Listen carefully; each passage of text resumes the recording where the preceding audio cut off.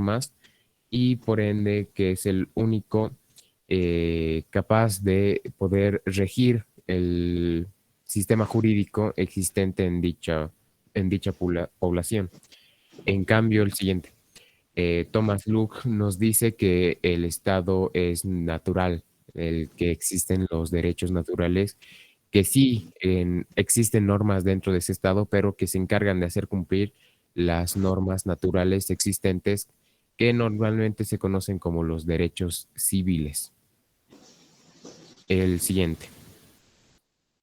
Por otra parte, tenemos a Hans Kelsen, el cual ha desarrollado su teoría del orden jerárquico del derecho, en el cual nos explica que en un sistema jurídico depende no de su contenido, sino más bien de qué lo haya creado, que en este caso tendría que ser una norma máxima, que según Kelsen, la siguiente, que según Kelsen estaba en una forma piramidal, es decir, jerárquicamente, en el cual podemos ver la constitución, la ley, o bueno, la constitución que está sobre la ley que está sobre las resoluciones legislativas, los decretos supremos que están sobre las resoluciones supremas y por un último de las mencionadas, ¿no?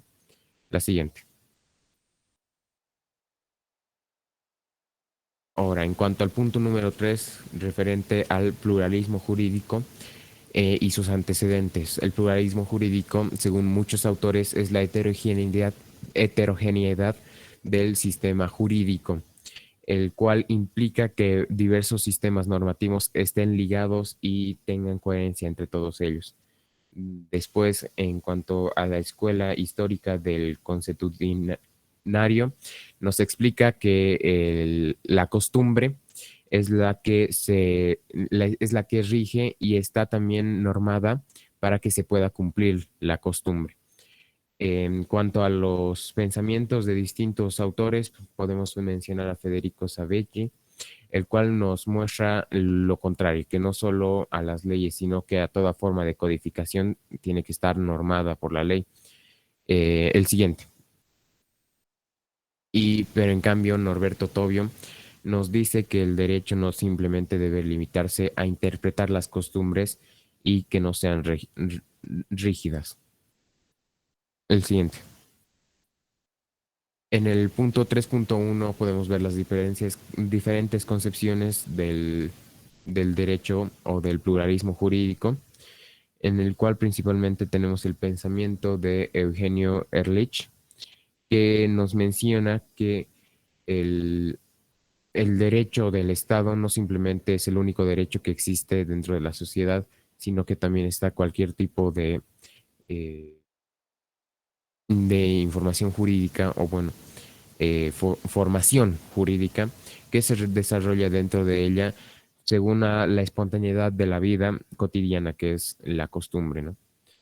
Después tenemos a Santi Romano, el cual nos dice que esto, o bueno, el derecho, es resultado de la hegemonía del Estado moderno, que según los distintos fenómenos existentes en dicho Estado, pueden ir formando las normas existentes en el mismo. El siguiente, por favor. Luego tenemos a George Gurvich, que nos expresa que el monismo jurídico corresponde a la coyuntura de los estados modernos y que este se fundamenta en la teoría de los hechos normativos y que todo está ubicado en el poder jurídico, en las comunidades y en un solo y mismo acto generan el derecho, la cual funda lo que existe hoy en día, que serían sus normas. Luego tenemos a Jean Carbonnier, el cual nos dice que no hay pluralismo jurídico exactamente, sino que son fenómenos del pluralismo jurídico o fenómenos múltiples salientes del derecho estatal que también nos expresan que no solamente existe un derecho, sino un no derecho. Luego tenemos a Andrew John, el cual también nos dice de que existe que existen eh, un sistema jurídico contrario a las normas, el cual se denomina infrajurídicas, las normas infrajurídicas que van en contra de lo establecido por el Estado.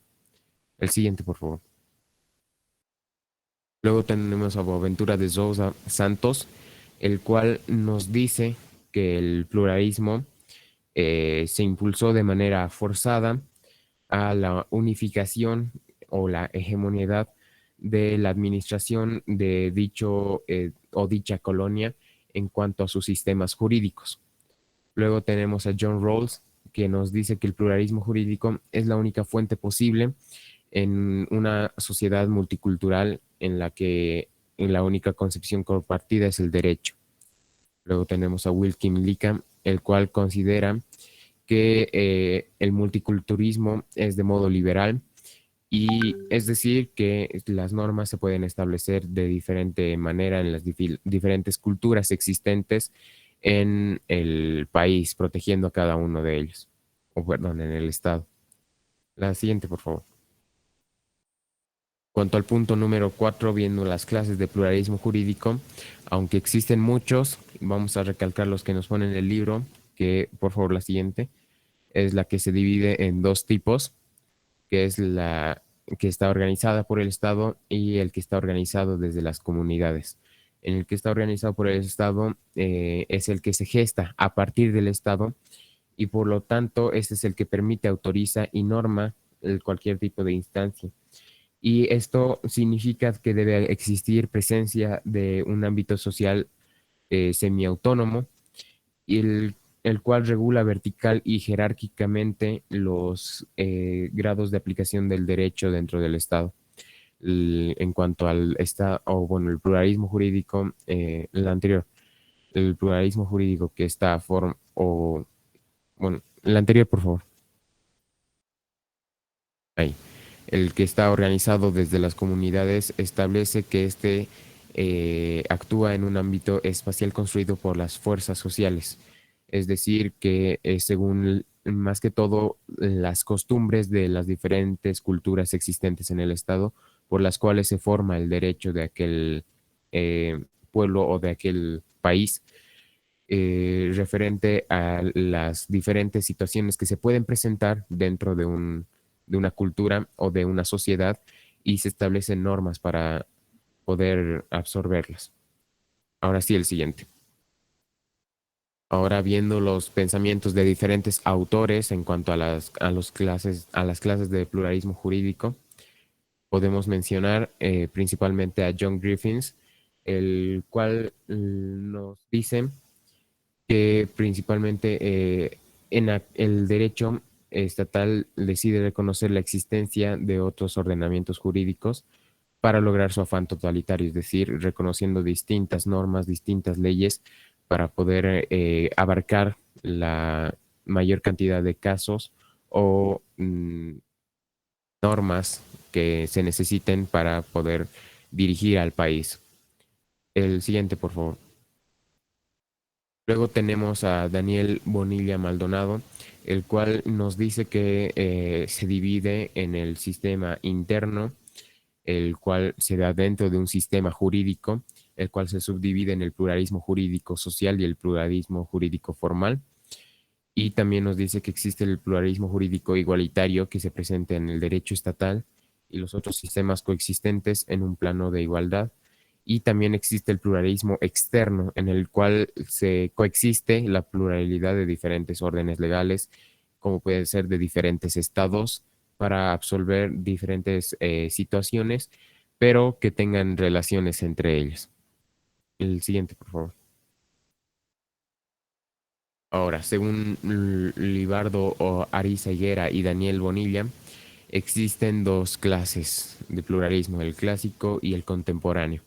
La siguiente. El clásico es la que se encarga de analizar la interacción entre diferentes órdenes normativos, de las cuales sus bases y sus formas de actuación son fundamentalmente diferentes.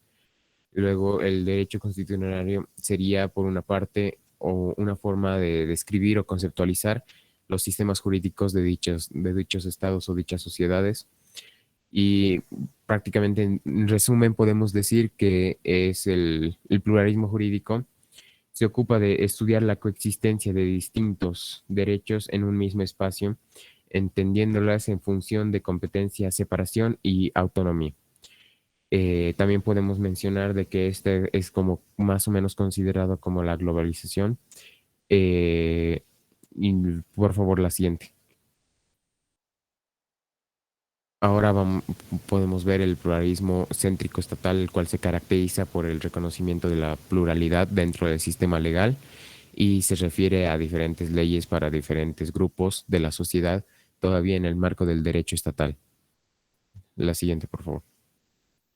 El pluralismo jurídico crítico postmoderno, eh, siendo este el último, este es el que reconoce la construcción del conocimiento y significado de los sujetos de derecho. Los sujetos son considerados activos en derecho cuando identifican el orden jurídico en el que pertenecen y el pluralismo jurídico crítico se apoya en la idea del conocimiento que mantiene y crea realidades.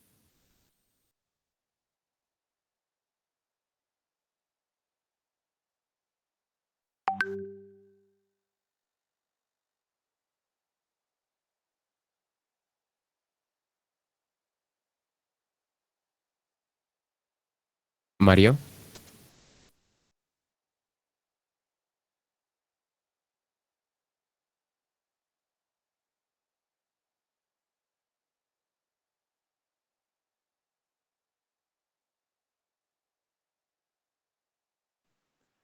ahora Compañero sí te Mario, prende tu micrófono.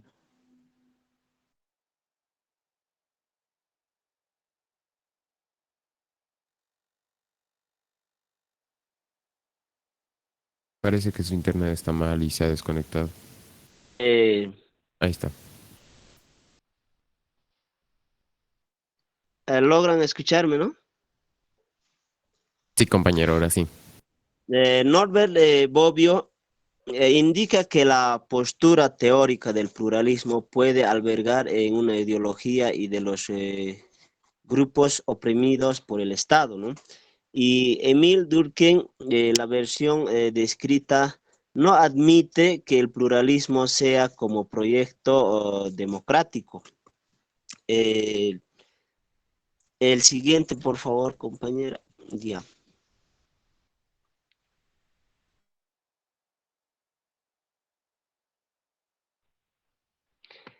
Y también tenemos ahí varios pensadores que dicen, ¿no? Charlie Ingle Ferry señala que una vez derrotado el centralismo jurídico, llamar derecho a todas formas de ordenación que no son derecho estatal hace que el análisis sea confuso.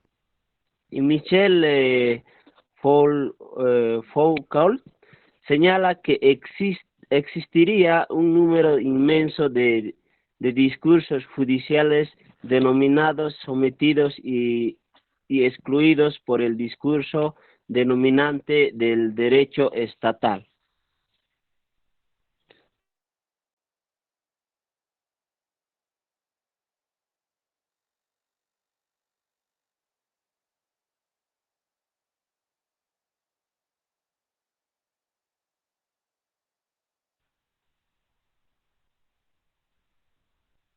Siguiente, por favor, compañera.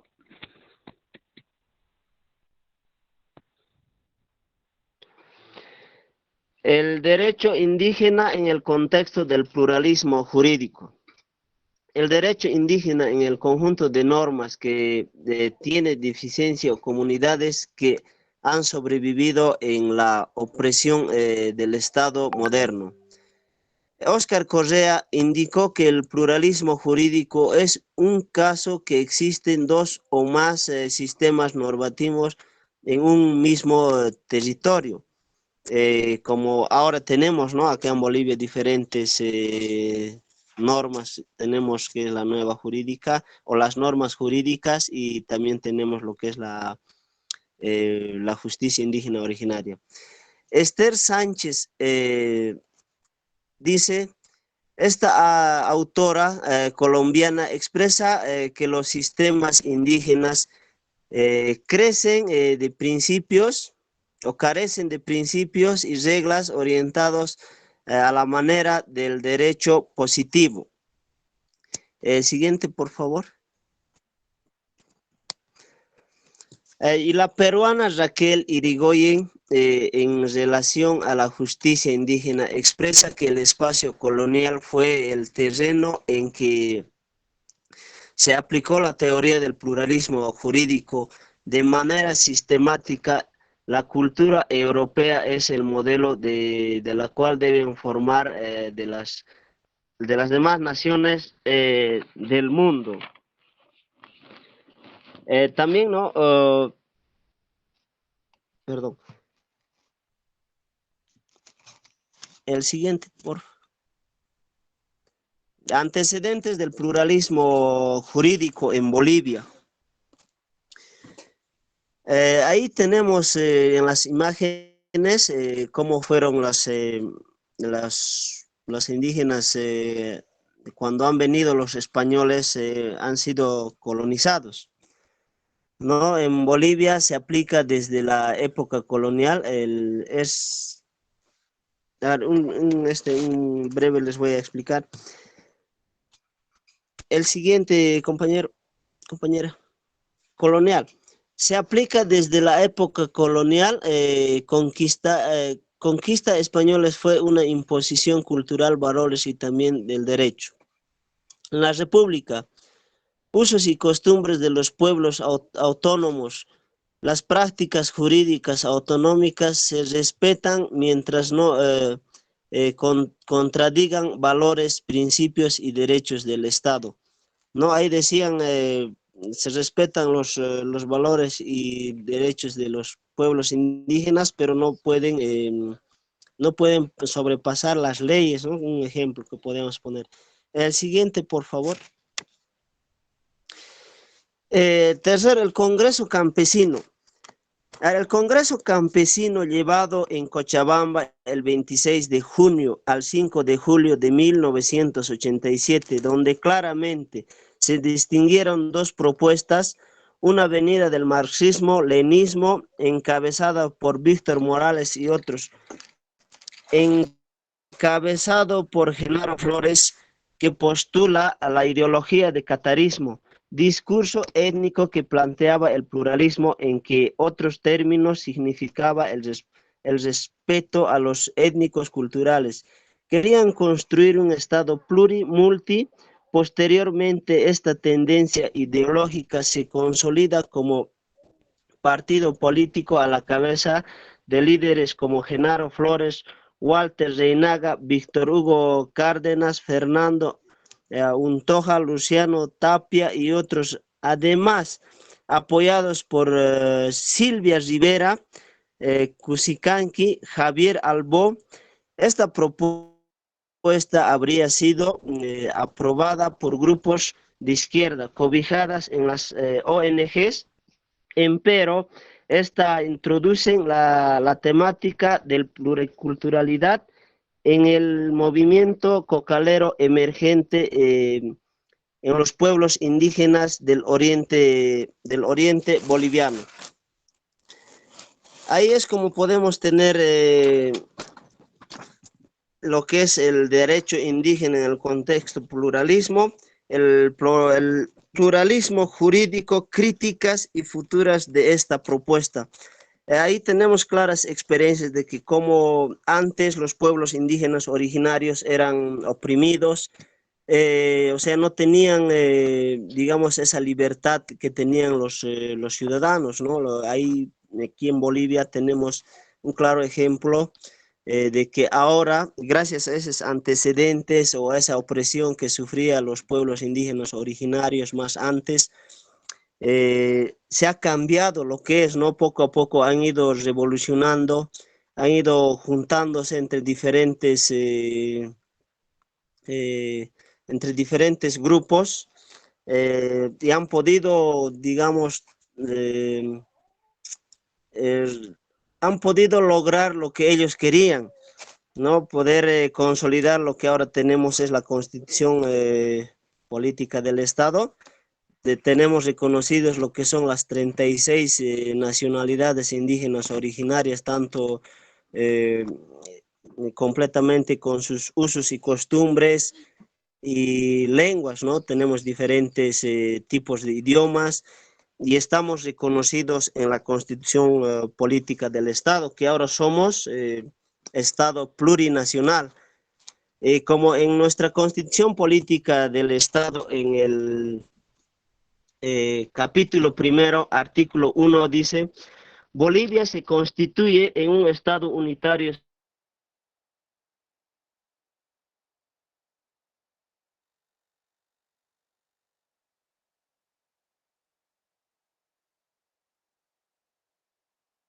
Bolivia se funda en pluralidad y el pluralismo político, económico, jurídico, cultural y lingüístico dentro del proceso integrado del país.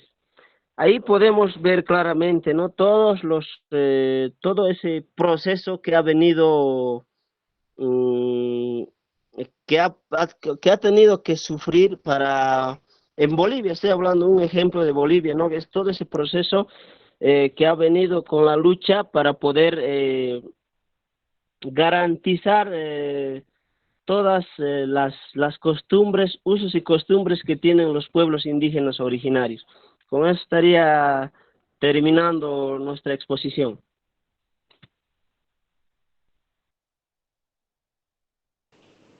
Gracias. Buenos días, doctora. Quería complementar con la aprobación de la Constitución, como decía Mario, tenemos artículos en la Constitución que dan derechos y Por privilegios a favor, los... Johnny, lo primero que tienes es enfocar correctamente su cámara. Se le ven la mitad de los ojos para adelante. Y le vamos Perdón, a... doctora. Vamos. Me refería al que se ha aprobado la Constitución el 25 de enero y se ha promulgado el 7 de febrero del 2009, ¿no? En la cual tenemos varios artículos que dan derechos y privilegios a nuestros pueblos indígenas originarios campesinos, ¿no? En el cual podemos ver, por ejemplo, el artículo 78 que habla de la educación multicultural, lo que decía Mario, que tenemos la libertad y el respeto a los pueblos indígenas originarios a ser educados en su idioma, en su cultura, sin poder imponerles una religión.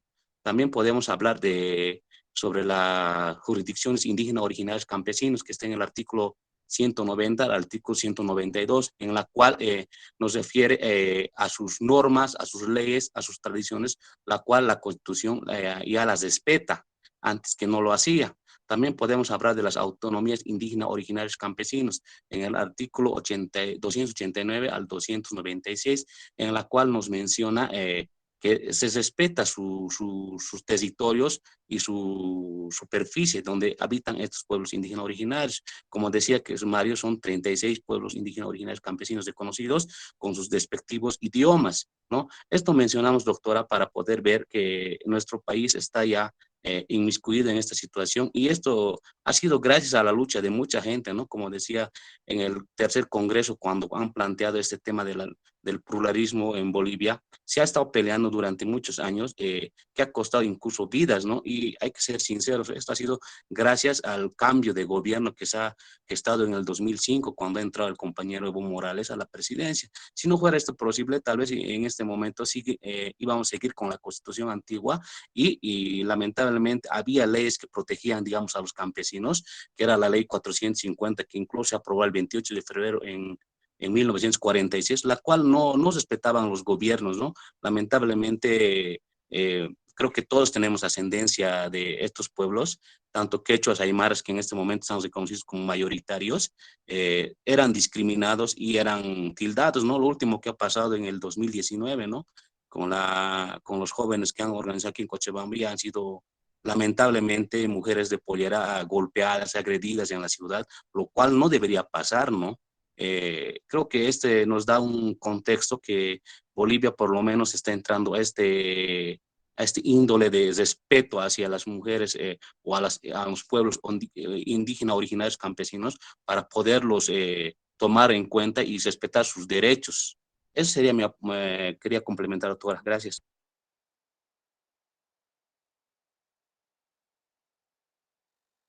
De acuerdo, algún integrante, perdón, algún eh, compañero o compañero del curso tiene una pregunta.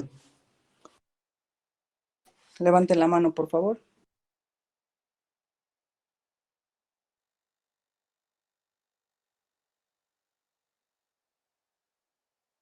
¿Todo está claro para que sea un tema avanzado para examen? Pregunten, compañeros, no tengan miedo, le vamos a responder. De acuerdo. Hasta que el curso piense. Vanessa, defínanos al pluralismo jurídico.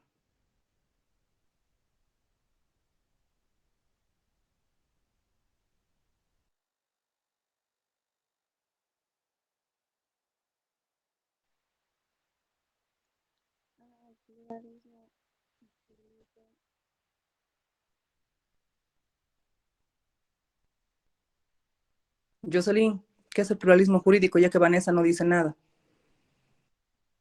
Nos expresa que el pluralismo jurídico tiene propuesta ¿Qué es ideológicamente. el pluralismo jurídico? ¿Me escucha, doctora? Le escucho Escuchamos, sobrecortado. viendo mi pregunta, porque no estás respondiendo lo que estoy preguntando. ¿Qué es el pluralismo jurídico? Mm,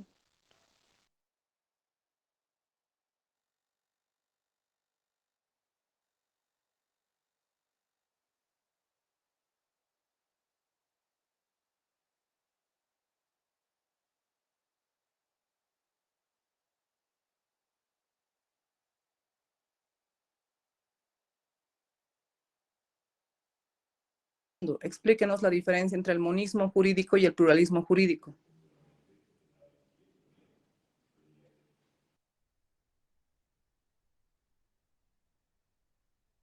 Prenda su micrófono, Rolando, y explíquenos la diferencia entre monismo jurídico y pluralismo jurídico.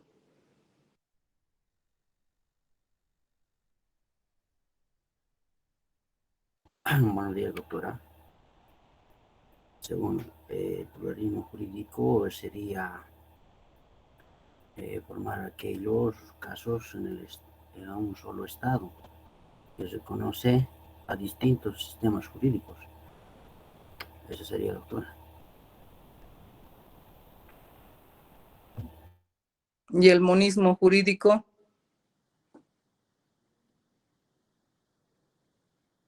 El monismo jurídico, según Federico Hegel, sería el orden estatal que da fin al hombre, centralizada y ¿cómo se llama? Jerarquizado en el Estado, es el único. Es un único soberano individual y lleva al Estado, doctor. Un único soberano individual. Engels jamás ha dicho semejante afirmación. ¿Quién más está del grupo que no ha participado? Levante la mano.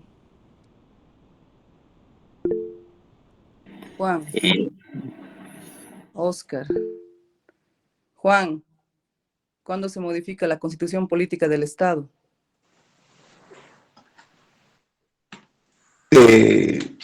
La modificación fue el 25 de enero del 2009.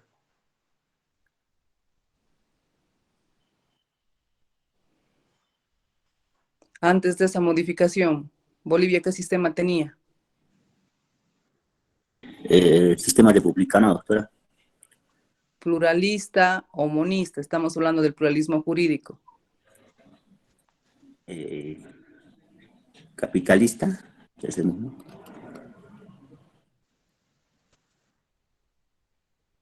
Monismo jurídico. Opción.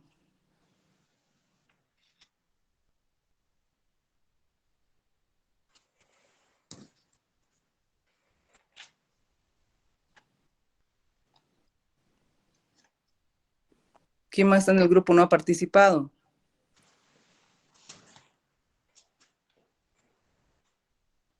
Hasta ahora todas las preguntas tienen 0 respuestas y las respuestas son la mitad de la nota.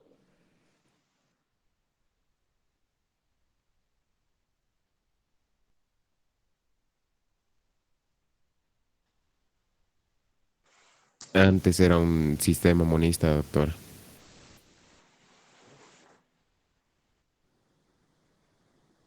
antes volvió a tener un sistema monista.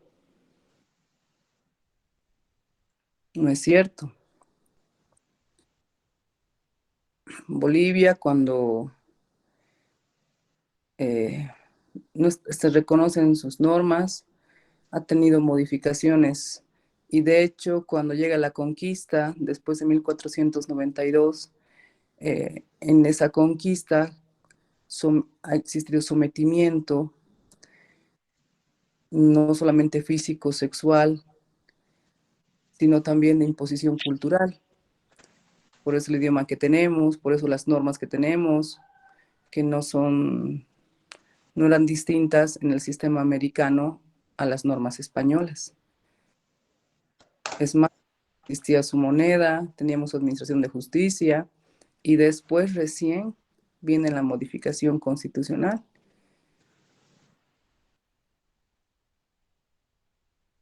Pero esas normas que tenían en el Incario han sido modificadas por el sometimiento español, en este caso, que ha colonizado en el tiempo a los incas. Entonces no era un sistema monista, sino siempre hemos tenido un sistema pluralista, solo que el reconocimiento del sistema pluralista no estaba como norma en la Constitución Política del Estado. Tampoco decía que era un sistema monista. Entonces tenemos que diferenciar. Para Oscar, Rolando, Jocelyn y las y los demás que no han respondido, el monismo jurídico, para diferenciarlo del pluralismo jurídico, es la existencia de un único orden jurídico, donde, como dice el profesor Hans Kelsen, existe una norma suprema que va a otorgar validez a las normas inferiores o dependientes de esta norma suprema. Pero no es porque existe un único gobierno, como decía su compañero, y que es la única persona, no, sino que tiene un fundamento biológico, en el sentido de que debe existir una norma, solamente una única norma, y no así administraciones de justicia extraordinarias o distintas, porque todos somos seres humanos, en consecuencia con derechos y condiciones igualitarias. Ese es el fundamento del monismo jurídico, fuera de la validez normativa que establece la jerarquía después de la norma suprema de las demás normas respecto de la eficacia de cumplimiento de estas normas. Y el monismo jurídico, que es un sistema que ha adoptado Bolivia legislativamente después de la modificación de la Constitución Política el año 2009, un año después se establece la ley de deslinde jurisdiccional, que va a regular esta administración de justicia indígena originaria campesina, señala que fuera del sistema ordinario existe y reconoce con el mismo fuero, la misma condición, la administración de justicia indígena originaria campesina. Entonces, ¿qué sería el pluralismo jurídico? La existencia de más de un sistema jurídico en un estado, tan facilito como eso. El trabajo tiene dos partes de calificación. Una es 20 de la exposición y otra es 20 de las preguntas. ¿Alguien tiene alguna otra pregunta?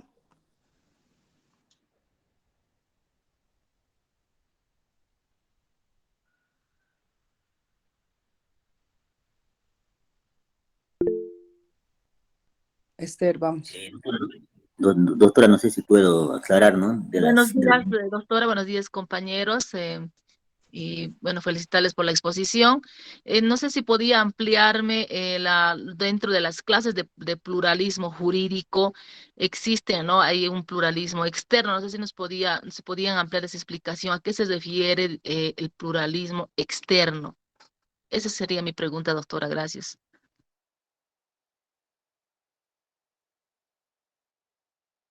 Respondiendo a la pregunta de la compañera Esther, el pluralismo externo se refiere a la convivencia de dos tipos de de sistemas jurídicos entre los cuales tiene que haber relación para poder absolver distintas situaciones. Le puedo poner un ejemplo de, por ejemplo, el derecho que existe del trabajador trabajando junto con los derechos civiles, en los cuales puede haber algún tipo de relación para poder absolver alguna situación que ha existido o algún problema que ha existido dentro de la población o de la sociedad.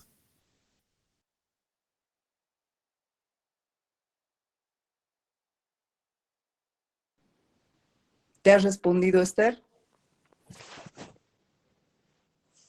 Sí, doctora, está bien. Gracias. ¿Más preguntas?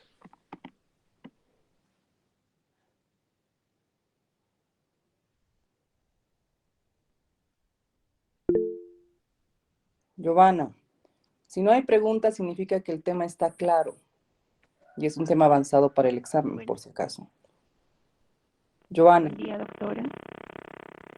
¿Se me escucha, verdad? Te escuchamos.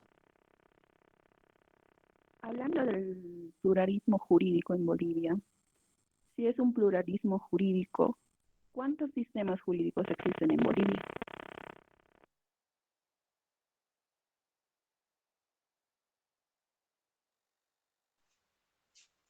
Hasta ahorita tenemos dos, las que más conocemos, ¿no? Lo que es el derecho jurídico y lo que es el derecho del campesino indígena originario, ¿no? Los que hasta ahorita conocemos. Es decir, muy diferente al lo que es el sistema que tenemos de la justicia ordinaria, lo que se aplica aquí en las ciudades. Pero en el campo es muy diferente. A una persona o a un individuo que comete errores tiene diferentes formas de castigar. Un ejemplo podría ponerte lo que es en la justicia indígena originaria. Cuando un sujeto comete algún error o algún delito, allá no es, digamos, la cárcel, sino es castigo o trabajo comunitario. Si un individuo comete algún error, la comunidad le da trabajo, digamos, hacer 1000 adobes, 2000 adobes, o si no, y ese trabajo que lo realiza el individuo castigado sirve para toda la comunidad. Y los castigos son, ¿no? Depende al grado de delito que comete. En cambio, aquí con la justicia ordinaria es muy diferente.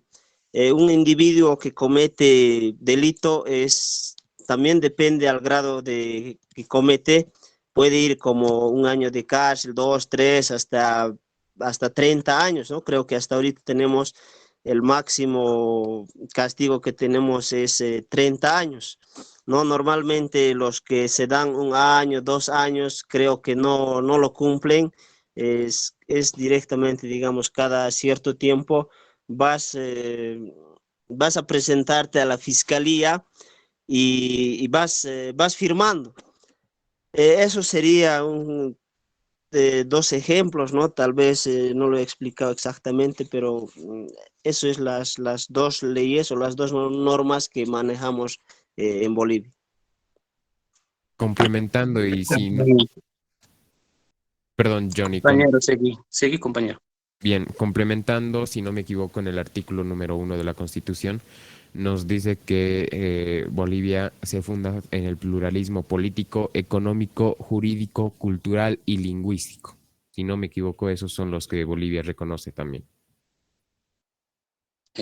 Complementando la pregunta de la compañera, también como mencionaba el rato, tenemos en el artículo, ¿no? de jurisdicciones indígenas originarias campesinas, lo que explicaba Mario, ¿no? Que está en el artículo 9, ¿no? En la cual específicamente en el artículo 92 nos menciona que toda decisión o norma acatada en este territorio del pueblo indígena originario campesino, o una sanción, como decía Mario, tiene que ser respetado por las autoridades electas, como ser los jueces o o fiscales, la cual tiene que tener un respeto. Eso dice en nuestra Constitución. Tendríamos en este momento dos sistemas, ¿no? Que es el sistema judicial que todos conocemos, que tiene sanciones de cárcel, y como también mencionaba Mario, las sanciones que aplican los pueblos originarios campesinos en su determinado territorio, pero a sus miembros, que son, por ejemplo, podemos mencionar al ex magistrado Cusi, ¿no? Que cometió una sanción de tránsito hace tiempo, en el cual se autosancionó, o lo sancionaron la misma comunidad, haciendo adobe en la ciudad de allá en La Paz, ¿no? Entonces, tendríamos dos sistemas en este momento que están reconocidos en nuestra Constitución.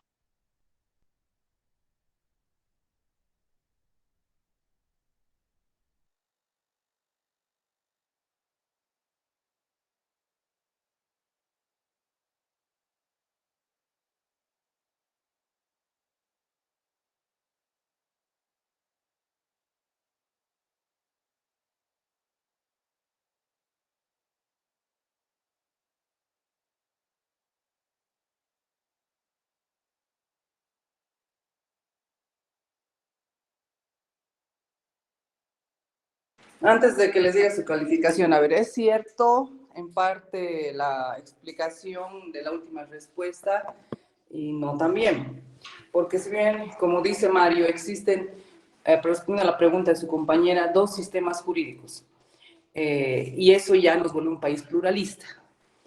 El primer sistema jurídico es el ordinario.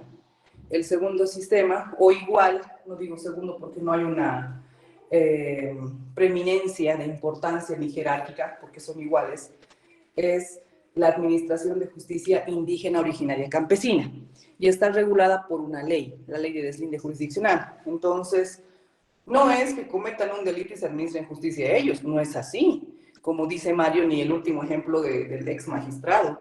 No, esa ley coloca límites y les dice, tendrán autonomía siempre y cuando no dentro de sus comunidades no se cometan delitos que afecten a la vida, a la libertad sexual, a la propiedad, al medio ambiente, a la minería, al comercio, y en fin, una secuencia de delitos. Entonces no es que ellos tienen libertad tampoco de administración, de que van a violar a alguien en ese pueblo y ellos van a definir que hagan adobes. No, automáticamente esa persona va a someterse a la justicia ordinaria, así sea de cualquiera de las 36 naciones de la Constitución Política del Estado, por si acaso. Y en el caso del magistrado, ¿qué pasó? Él dice, se declara aymara, y como ya está establecida la ley de deslinde jurisdiccional, porque los magistrados no tienen que tener sentencia ejecutoriada, sentencia condenatoria ejecutoriada, si no pierden el fuero. Entonces, él que dijo, yo soy indígena, como todos somos indígenas en Bolivia, entonces me voy a someter a la Administración de Justicia Indígena Originaria Campesina. Y me ha sancionado que haga 70 adobes. Ha hecho sus 70 adobes y de su cuello le han llevado a la audiencia cautelar, porque él ha cometido un delito de orden público. Entonces no tiene nada que ver con la Administración de Justicia Indígena Originaria Campesina. No es que uno se declare indígena y a uno se le administre esa justicia, lo que ha querido aprovecharse ese magistrado, por si acaso. Cualquier persona en Bolivia, cualquier ciudadano, no solamente boliviano, ya hablo de persona, porque los menores también cometen delito y son procesados, que cometen delitos de orden público, son procesados ante la justicia ordinaria. Esta ley tiene, y debían leerla, límites, que dice, te puedes administrar justicia, sí, pero no en esto, no en esto, no en esto, no en esto, no, no, no, no, no, no, no, no, no. 14, no. En lo demás, sí puedes. ¿Qué te queda? Temas que son muy propios respecto de sus tierras, del ganado, de la agricultura, cuando existan infracciones,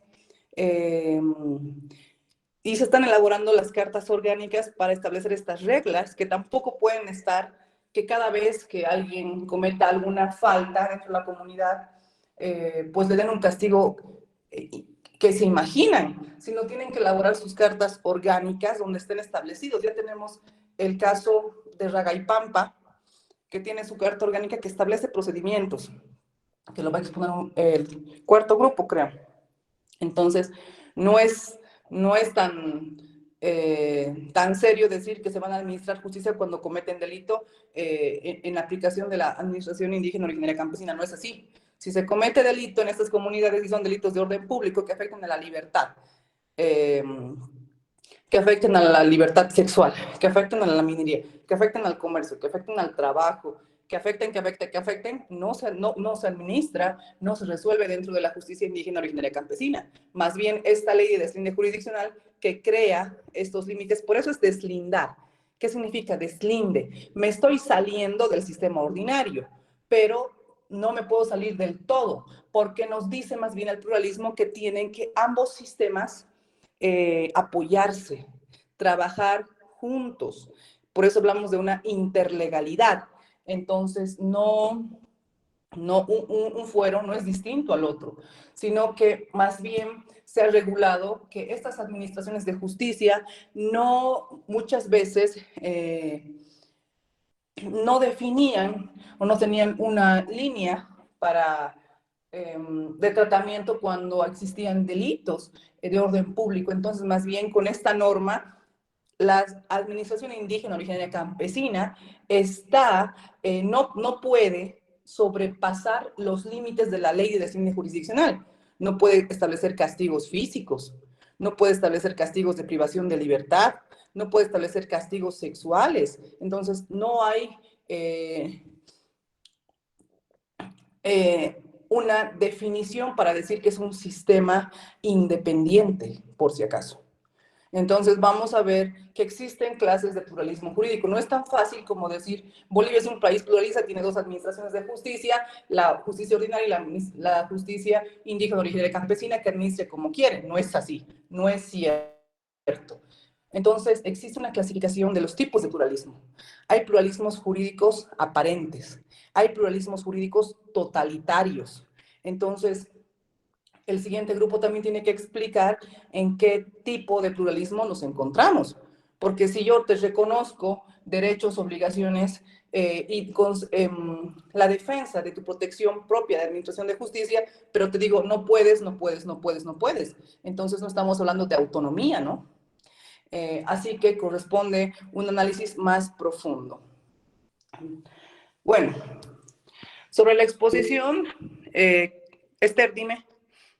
Sí, doctora, tal vez de manera de complementación, ¿no? Es cierto lo que usted ha dicho, doctora, la ley de deslinde jurisdiccional tiene ciertos aspectos nomás que puede tratar en la comunidad, ¿no? Especialmente, como se ha dicho, más que todo de la tierra y la agricultura, ¿no? Cuando un vecino, un comunitario se va a robar un choclo o se va a robar una vaca, ¿no? Entonces, o se ha agredido, digamos, cosas verbales, ¿no? Eso pasa más que todo en la comunidad, ¿no? Hay a veces pasan esas instancias, ¿no? Y si en esas instancias no pueden resolverlo, entonces hace pasar a las instancias orgánicas, ¿no? Por ejemplo, yo he sufrido una experiencia mía, doctora, cuando estaba en la organización de las Bartolinas, una compañera me ha difamado diciendo que yo le iba a pegar, le iba a romper su mano, su brazo. Entonces yo acudí a las instancias de la justicia indígena originaria, a la comunidad, o sea, puse mi queja, que me demostrara lo que yo he hablado de esa situación. Entonces ellos no pudieron resolver, entonces pasé a otra instancia y dije, si no me hacen resolver en esta situación, que se no aclara esta situación, entonces voy a acudir a la justicia ordinaria, ¿no? Entonces, así cosas leves, yo creo que se atiende, pero lamentablemente, doctora, la justicia indígena originaria, como dice la ley de deslinde jurisdiccional, aún no está implementado el 100%. No sabemos quién va, o sea, el personal que va a atender, digamos, especialmente en este caso en las comunidades, en las organizaciones sociales, hay secretarios de justicia, ¿no? De justicia, pero no tienen a veces esa capacidad de poder resolver, no tienen la capacitación o el conocimiento real de la ley de deslinde judicial. Eso es lo que falta, doctora. Yo he visto esas falencias de la implementación de esta normativa para que ellos puedan atender lo que es la justicia indígena originaria, ¿no? Entonces, eso está cierto. Ojalá que nosotros podamos proponer también, doctora, porque realmente a veces hay cosas que pasan y quieren, por ejemplo, el tema de violaciones, tema de maltratos hacia la mujer, a veces quieren resolver ahí, ¿no? O sea, la comunidad, porque ¿qué va a decir? Que la comunidad va a quedar mal. Entonces, no entienden esa situación, ¿no? Entonces, especialmente la capacitación al compañero o la compañera que asume esta cartera de Secretaría de Justicia, no tiene todo el conocimiento cabal y real, doctora, ¿no? Entonces yo creo que habría que trabajar y que mejor desde la universidad como estudiantes de Derecho sería proponerlos también cómo podemos implementar el 100%, digamos, esta instancia jurisdiccional, ¿no? Eso, doctora. Gracias. Doctora, perdón, gracias por la aclaración, pero hay un claro ejemplo que recién nomás hace un mes atrás sucedió en mi pueblo. Mataron a una persona y los culpables eran dos personas que la justicia ordinaria no ha podido intervenir, ya que los comunarios todos se han puesto de acuerdo entre 11 comunidades que son, y dijeron, nosotros vamos a castigar con nuestras propias normas. Y de esa manera es que la policía ha ido, la fiscalía ha ido, pero lamentablemente no ha podido intervenir, porque los comunarios se han opuesto y han dicho, nosotros vamos a dar nuestro castigo. Es que así han sido castigados esos dos hermanos en allá, durante todo un día han sido castigados, ¿no? Casi no los han matado, pero casi así agonizando han salido. En una semana han podido recuperar, de ahí se han pedido disculpas y han dicho que ellos se van a responsabilizar de sus familias, todo eso. Pero no entiendo por qué no ha podido intervenir la Fiscalía Ordinaria o ¿cómo se dice? La justicia ordinaria. No ha podido, digamos, aprenderlos y traerlos para que rindan cuentas en la justicia ordinaria. Por eso es que yo estaba claramente de que la justicia ordinaria también administra, ¿no? los delitos que asesinan, porque dijeron, nosotros tenemos nuestras propias leyes, tenemos nuestra administración de la justicia indígena originaria, con eso lo vamos a castigar. Y ahí se cerró, digamos, hasta ahorita no hay nada de esa noticia, doctora. Por eso es que decía yo, ¿no? Que estaba convencido de que los campesinos indígenas originarios sí pueden castigar a los delitos que cometen. Qué interesante, Mario, tu ejemplo. Y hay esa clase de conductas, es cierto, ¿no? Hace poco nomás pasó también un caso, no muy lejos, en la que a un auto, para venderlo, no lograron vender, citaron a las personas, creo que era en Arque, ¿no? Y se dieron cuenta que era una estafa, vieron disparos, entonces la población los lincha. Hacen un pacto de silencio, no dejan entrar a la fiscalía o a la policía. Y ¿qué ha pasado en este caso? ¿No? Hasta ahora no hay investigación porque los han quemado. Se ve el auto en cenizas y hasta ahora no aparecen los restos de las dos personas. Pero eso es un delito, se llama asesinato, lo que ha hecho la comunidad. Y en tu caso, en el caso que nos cuentas, Mario, sigue siendo lo mismo, es tentativa de asesinato. Entonces, ¿qué pasa? Cuando la fiscalía quiera, los va a procesar. Debe estar esperando que las condiciones bajen, porque estamos hablando de que un fiscal va con 2 policías y por supuesto que van a ser rebasados por la comunidad. Entonces, y estamos hablando generalmente de esas administraciones, de esa aplicación de poblaciones muy lejanas. La verdad es que el aparato del Ministerio Público es muy deficiente respecto del personal, porque tenemos poco personal. Un fiscal atiende Sipe, Bolívar, Tapacarí.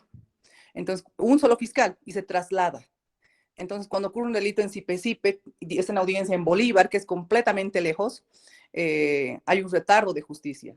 Y trabaja con esas unidades de policías que son distintas a las del cercado, que sería un cuerpo colectivo. En esas unidades no hay divisiones especializadas, sino son policías de esos municipios. Entonces no tenemos una policía ni un número de fiscales para que puedan resolver. Pero te aseguro que eso no ha sido así. O sea, eso pudo haber pasado como tú lo cuentas, pero debe haber un inicio de investigación, con seguridad. Y sigue ese inicio de investigación debe ser contra autores. de los que han matado o contra esas personas. De ninguna manera este caso puede dejar de investigarse. Claro que puede ser que un fiscal, para no tener problemas, no informe, ¿no? Pero también está cometiendo un delito. Entonces, lo que ha hecho la comunidad al golpearlos es tentativa de asesinato. Y los está beneficiando.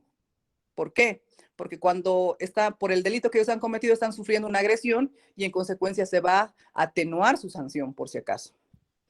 Entonces, más bien los están ayudando. Y tienen que, cuando se le ocurra al fiscal, o sea, hay un cambio de fiscal, puede nuevamente iniciar las investigaciones. No se ha resuelto ese caso, porque la comunidad, por la misma ley, no puede administrar como lo ha hecho el magistrado. Él quiere, pero de su cuello le agarran otro tiempo y lo procesan, ¿no? Porque la ley es clara que la administración indígena originaria campesina no puede establecer sanciones, primero de orden físico, no nos puede golpear, eso significa, de privación de libertad, no puede encerrar a las personas. Y además, cuando hay un delito de asesinato o que la comunidad los lincha, la misma ley dice, los linchamientos se van a procesar como asesinato y va a ser investigado todos los que participan. ¿Por qué no hay efectos de aquello? Ya les dije alguna vez, responsabilidad de todos es responsabilidad de nadie. Entonces, cuando tú matas a alguien, tienes que demostrar, Johnny le ha jalado el cabello, Jocelyn le cortó la yugular, Ezequiel lo ha enterrado. O sea, tienes que decir qué ha hecho cada uno. Mario trajo la cuerda para mañatarlo. Y como estamos hablando de una comunidad que va a mantener el silencio, entonces la investigación no avanza por eso. No porque no haya investigación, sino porque todos se han callado y es difícil probar la participación de todos en un hecho de, en este caso, de linchamiento, que la misma ley te dice que es asesinato. Entonces, es un caso que no ha concluido, es un hecho que puede ser investigado. Si llegara esa información a la Fiscalía de Distrito, te aseguro que en el día informarían el hecho y se iniciarían las investigaciones. Entonces, no, de ninguna manera, la Administración de Justicia Indígena Originaria Campesina puede, un hecho de asesinato, con un castigo de golpearlos todo el día, decir que ha desaparecido el delito. No es así. Se puede investigar a esas personas por los siguientes 8 años, Mario, hasta que prescribe el delito, ¿sí? Antes de despedirme, muchísimas gracias por las participaciones, siempre nutren. La exposición, sobre la exposición de 20 tienen 20, en las preguntas tienen 8 sobre 20, su nota es 28 sobre 40. Hay que prepararse los demás que también son parte del grupo que no han respondido. Siguen participando Ezequiel y Mario y los demás no han respondido. Así que agradezcan su nota a Ezequiel y Mario. ¿Qué más? Ya han visto la hermenéutica de las exposiciones. El siguiente grupo puede superar la exposición porque ya hemos visto la experiencia y bueno, ¿qué más? Nos ha llegado una invitación, esto para mañana, y les hago partícipe a todos los que quieran, porque sí me parece una actividad interesante de la universidad.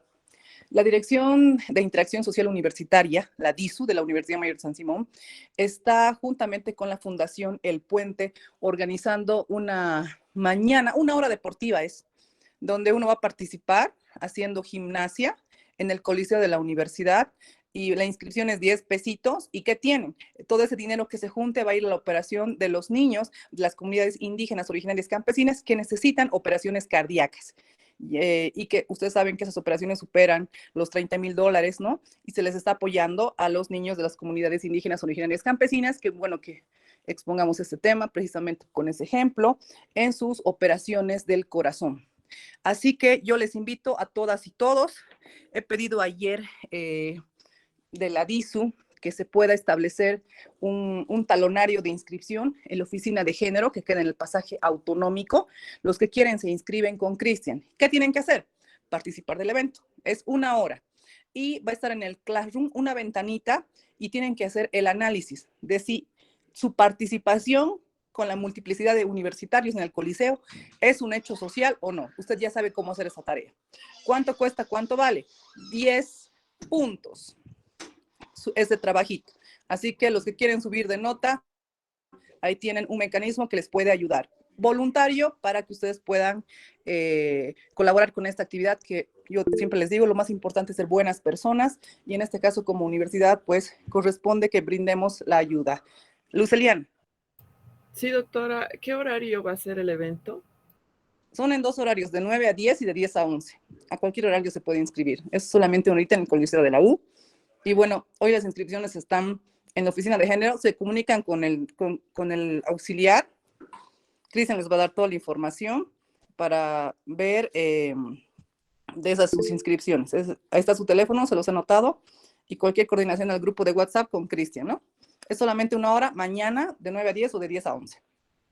Yo les invito a que puedan participar y apoyar. Es un lindo evento de la universidad y realmente hay que llegar a esta situación tan sensible, ¿no? Que no es fácil para ninguna familia una operación del corazón y peor para nuestras comunidades indígenas originarias campesinas, ¿no?